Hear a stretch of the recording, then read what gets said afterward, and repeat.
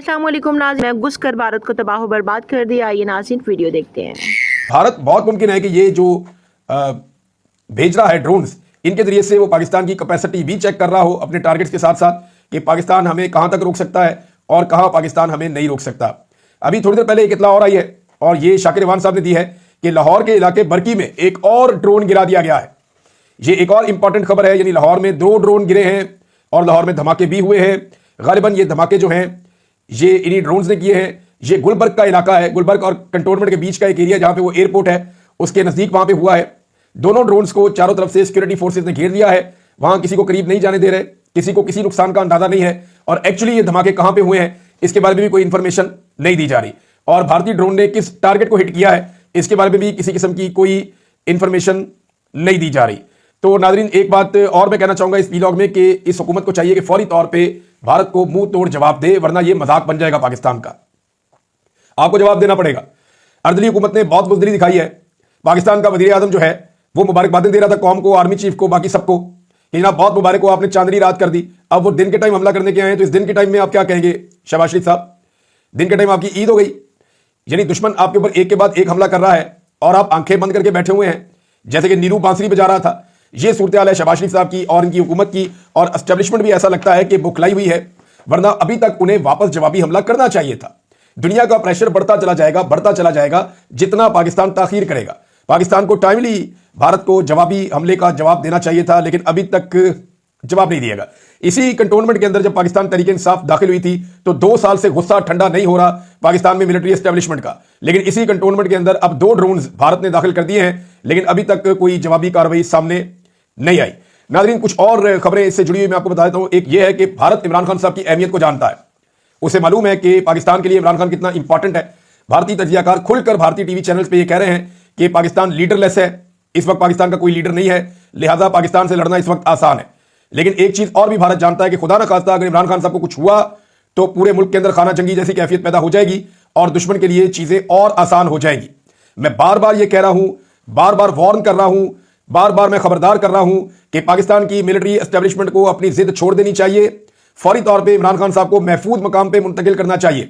अगर वो जेल में ही रहते हैं और भारत कोई शरारत करता है तो याद रखिएगा ये पाकिस्तानी अवाम का गुस्सा भारत के ऊपर नहीं जाएगा। हो सकता है पाकिस्तानी अवाम ये माने भी ना कि ये भारत ने किया है और सारा का सारा गुस्सा पाकिस्तान की एस्टेब्लिशमेंट पे उतरेगा। पाकिस्तान में खाना जंगी जैसी सूरत हाल हो सकती है। लेकिन जब तक आसिम मुनीर साहब आर्मी चीफ हैं तब तक तो वो इमरान खान साहब को छोड़ने का किसी किस्म का कोई इरादा नहीं रखते और उनको छोड़ने का वो रिस्क नहीं ले सकते। तो 2 दिन खत्म होने वाले हैं, पाकिस्तान ने अब तक भारत को जवाबी हमला नहीं किया। सिर्फ पाकिस्तान ने भारतीय तैयारा गिरा के अपना दिफा किया था, लेकिन जो जवाबी कार्रवाई है उसका हक पाकिस्तान महफूज रखता है। पाकिस्तान के डीजी ISPR ने भी कहा है और यह बात शुरू में पाकिस्तान की नेशनल सिक्योरिटी कमेटी से भी कही गई थी कि हम हमला करेंगे, लेकिन फिर अमेरिका की तरफ से दबाव आया, दुनिया की तरफ से दबाव आया तो हमने देखा कि जो अर्दली हुकूमत है उसकी बुज़दिली हमें नजर आना शुरू हो गई कि अर्दली बुज़दिली दिखा रहे थे और बजाय कि वो बात करते कि भारत ने जारहियत की हम उसका मुंह तोड़ जवाब देंगे, वो कहना शुरू हो गया कि जनाब जितनी हमें मार पड़ गई ठीक है, भारत ने अपना गुस्सा निकाल लिया, हमला कर लिया हमारे ऊपर। कहने का मतलब तो यही था ना। तो अब भारत हमें कुछ ना कहे तो हम भी भारत को कुछ नहीं कहेंगे। तो भारत अब पाकिस्तान को इस ऑफर को भी उन्होंने रद्द कर दिया और उन्होंने एक मरतबा फिर पाकिस्तान के सेटल्ड एरियाज में अटैक किया है। पाकिस्तान को अमेरिका और मगरबी ममालिक की बात को क्या अब मानते रहना चाहिए? पाकिस्तान की एस्टेब्लिशमेंट को इस दबाव को अपने ऊपर लेना चाहिए, क्योंकि अब सारी चीज जो है वो जनरल आसिम मुनीर के ऊपर जा रही है और इसके लिए कसूरवार कोई और नहीं है, जनरल आसिम मुनीर खुद हैं।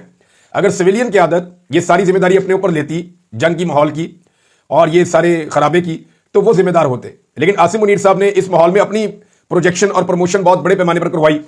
यानी न्यूयॉर्क टाइम के अंदर जो है वो एक आर्टिकल भी लिखवाया गया, पाकिस्तान के मीडिया को मजबूर किया गया कि वो हेडलाइन चलाएं उस आर्टिकल की, फिर उसमें से मनपसंद लाइनें निकाल के उनके ऊपर जो है वो हेडलाइंस चलाई गई और फिर बहुत सारे टाउट्स हैं वो बैठकर कह रहे थे कि आसिम मुनीर साहब लोहे के बने हुए हैं, उनके असाब इस तरह के हैं, उनकी शख्सियत इस तरह की है, उनका किरदार इस तरह का है। तो उन्होंने अपनी इतनी तारीफें करवाई आसिम मुनीर साहब ने कि ये सारी जंग अपने सर पे ले ली है। अब इसका जितना भी जवाब है वो आसिम मुनीर साहब को देना पड़ेगा और उनके लिए मुश्किलात बढ़ेंगी, क्योंकि अब उन्हें कश्मीर भी आज़ाद करवाना है। ये उनका एक नारा है कि कश्मीर बनेगा पाकिस्तान, तो ये मौका उन्हें मिल गया है। जबकि झूठी खबरें चलाने वालों ने आसिम मुनीर साहब के खाते में 124 इंडियन पोस्टें भी डाल दी हैं कि जनाब कोई हमने उनके आधा दर्जन के करीब ब्रिगेड हेडक्वार्टर्स तबाह कर दिए इंडिया के। 124 जो है वो इंडियन चेक पोस्टें भी पाकिस्तान के आर्मी चीफ के खाते में डाल दी हैं कुछ टाउट्स ने, और 7 तैयारे भी पाकिस्तान आर्मी चीफ के खाते में डाल दिए हैं टाउट्स ने, और ये भी कह दिया कि आधा कश्मीर तकरीबन फतह हो गया है, बारामूला तक हम घुस गए हैं, और दूसरी तरफ कह दिया जनाब इधर से अमृतसर भी हम पहुंच गए हैं। तो इस तरह की कहानियां और दर्जनों के करीब जो भारतीय फौजी हैं उनको हमने कैदी भी बना लिया है।